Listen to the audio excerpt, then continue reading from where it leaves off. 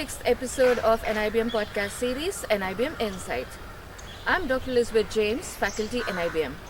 Today, our PGDM student Ms Mrinal Pareek is going to interview my colleague Dr Manickaraj on carbon credit trading.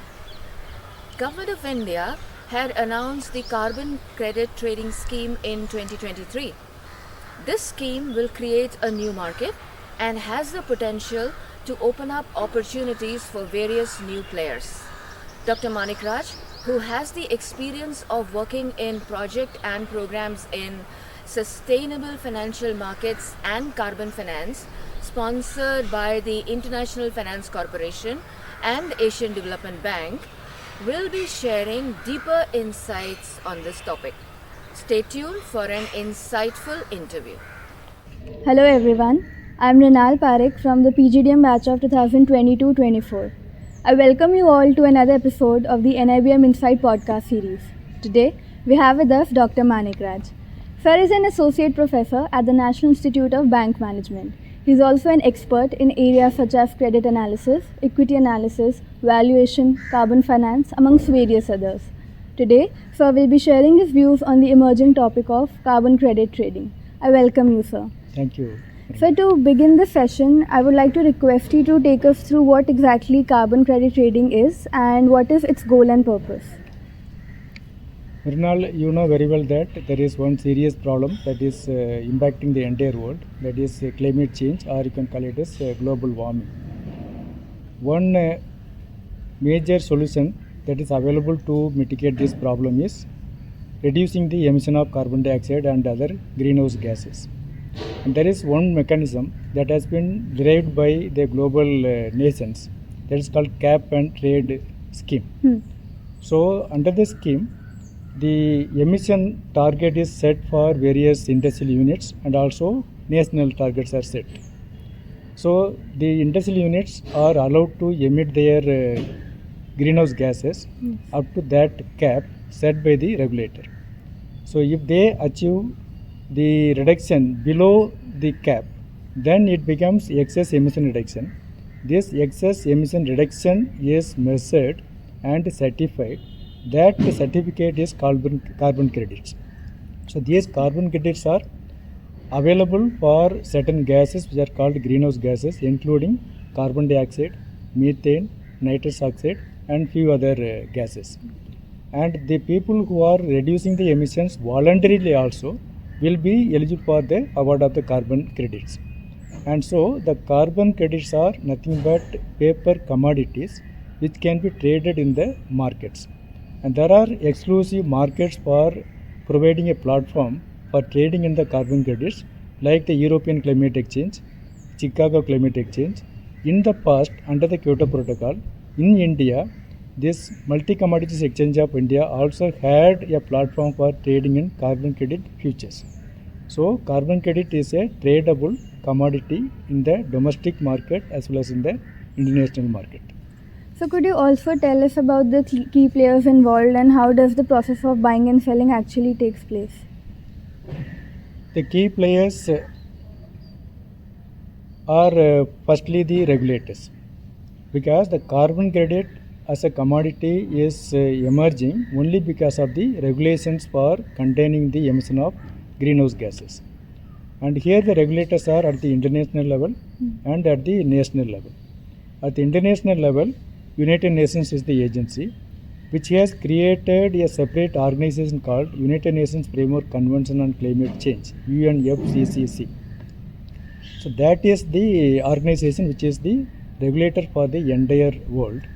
And they have arrived at a global agreement called Paris Agreement. So this is the broader framework, and the individual nations have committed to contribute to the emission reduction target of the entire world.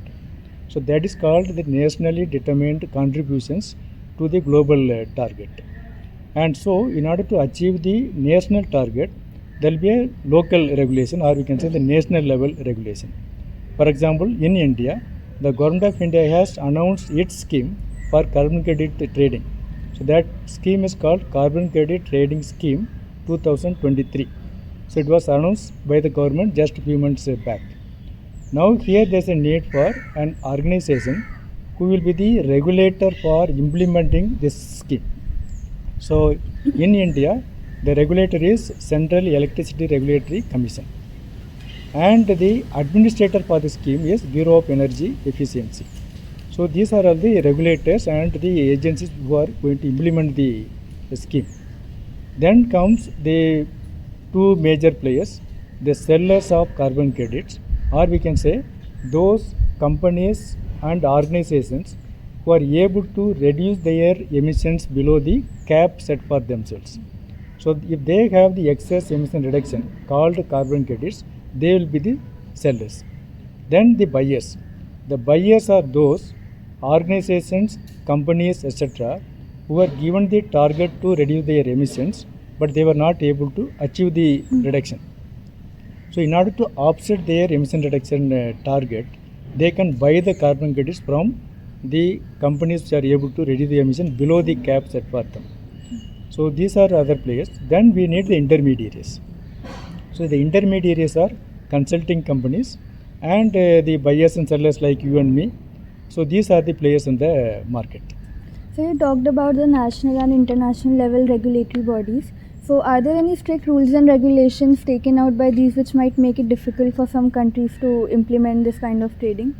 It's a very good question, as it is a regulatory subject, and so the degree of regulation and the changes in the regulation will definitely impact the way the market trading will take place. And also it is quite possible that for some of the countries they will not be able to create the necessary infrastructure and the manpower to get into these markets.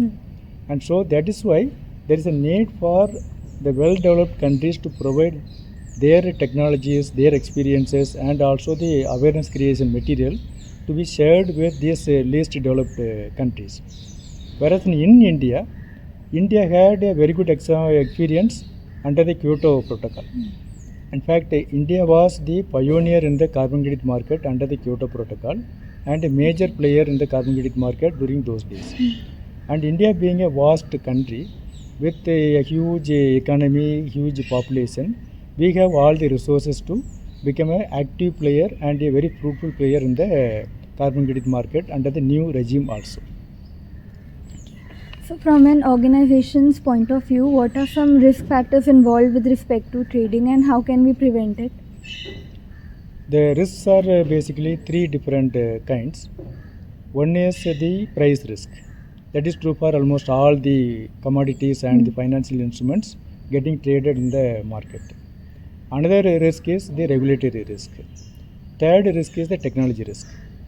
Now coming to the price risk, it depends on basically the demand and supply of the carbon credits. So if the companies are able to introduce many new technologies by reducing the emissions, and so they could increase the supply of carbon credits, whereas the demand remains more or less same, then the price will fall. Whereas the demand is in excess of the supply, then the prices will increase. So anyways, this will be quite a volatile thing, and so the volatility in the price of carbon credits is one major source of risk. Another thing is the regulatory risk.